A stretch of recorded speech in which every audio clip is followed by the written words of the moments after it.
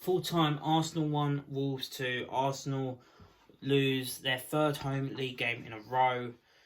Yeah, I've tried to make this video a good 4 or 5 times now, and each time I have ended up rambling on and talking about something that isn't even to do with the game, talking about the club itself, how it's probably rotten to the core, and shit like that, right?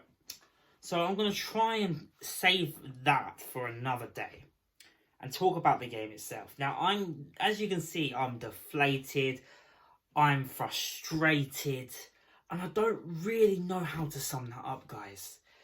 If you guys want to rant and rave about how I feel about the game, go back to the Villa game, because you could probably copy and paste that, and that's my review for the Wolves game, right? But I'm going to try and talk sensibly and what I think was the problem today. You know, a bit of a change for me, but I'm going to try, because that's what I really want to do for today's video and for about today's game. We got overrun in midfield today, big time. Was it good enough? Absolutely not. And again, the reason why I'm like this right now is because when I see that players aren't fighting for this, fighting for the badge, fighting for this, right? Actually, you know what? This is a bit of plastic. That right there, that is Arsenal Football Club. This is not Arsenal Football Club. That is. That was real Arsenal. That was players fighting for the fucking badge. This is a bit of plastic. That is Arsenal Football Club. And that is a fact, right? Again, I'm going to try not to get on a tangent here, because I end up ranting for 10 minutes and it ends up being too long for me to upload. So I'm going to try and make this short and sweet. Aubameyang, I've been very quiet on him. I've been very quiet on you, Aubameyang. But I need to have words. I need to have words. Since this contract has happened, he's not been the same player. It's a fact. And yes, I blame the fact he hasn't had no service. But today, he had a couple chances, didn't even hit the target. It's not good enough. I'm sorry. And it sums up the team, because Aubameyang, for the last 2 years or however long he's been here, when he's played well, Arsenal have won. When he scores, we win the game. When he doesn't score, we don't win the game.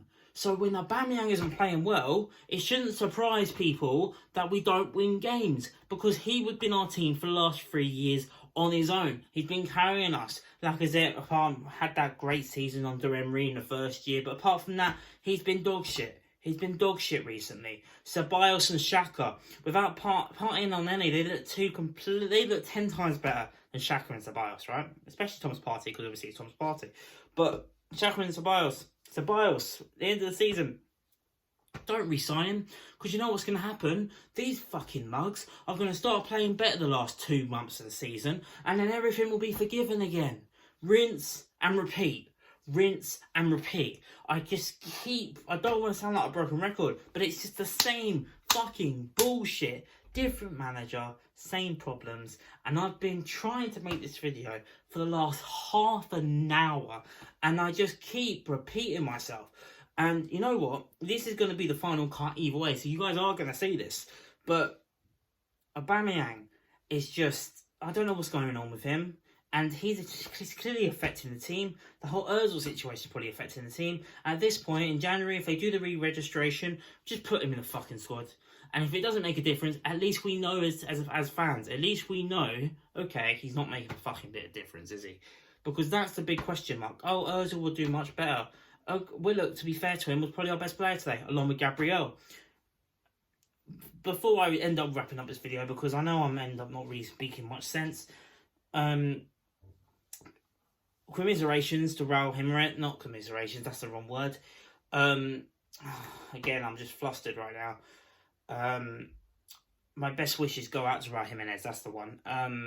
Nasty clash of heads between him and David Luiz, really. And Luiz should have gone off at the same time as him, because blood was gushing out of his actual wound, which was not great to see. He came off at half time. But Arsenal today were just shocking, absolutely shocking. From the word go, Wolves deserved it. Full praise to Nuno and Wolves. They were fucking excellent today. But we were shocking. We didn't turn up, and there isn't really much else to say about it. Leno should have done better for the second goal for me. Should have caught it. Didn't end up catching it. And Pollins, with a lovely bit of skill, got past Gabriel, skipped past another 2 defenders, and then ended up bashing it in the back of the net. We ended up scoring in between them, scoring 2 goals, and from a set piece. Technically, it wasn't a set piece because it was a 1-2 from the corner. Willian then whipped it in. Good corner, just good cross to be fair by Willian. Gabriel heads in to make it 1-1. But then Podence did what he did to make it 2-1. And we had about 50 minutes or even longer of being behind by 2 goals to 1.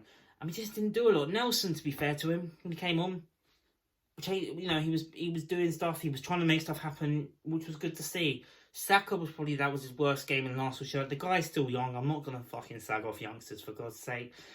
Willock as well, again one of our best players, but again that isn't really much to shout about because we were shocking overall. I just don't know what's next for this team. Next week, North London derby against a Tottenham side who I hate to say are top of the league right now.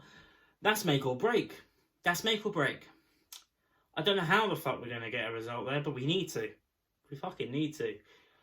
And it's getting to a point where we are playing on Thursday with nothing to play for, already top the group and everything. But you think, should they play everyone on Thursday just to try and get a morale booster?